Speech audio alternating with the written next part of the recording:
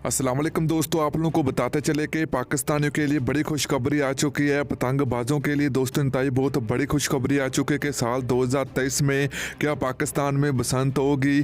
क्या साल 2022 की तरह एक बार फिर पाकिस्तान के तमाम शहरों में बसंत मनाई जाएगी या नहीं होगी, या हमेशा की तरह पाबंदी रहेगी। तो चलिए आप लोगों को बताते हैं इस वीडियो के अंदर मुकम्मल तफसील। तो आप लोगों ने इस वीडियो को एंड तक देखना होगा।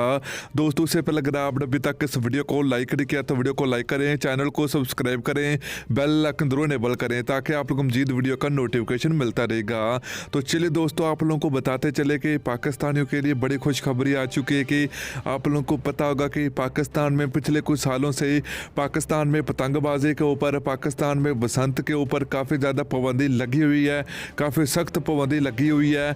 मगर साल 2022 में दोस्तों पाबंदी के बावजूद पाकिस्तान के तमाम शहरों में बसंत मनाई गई।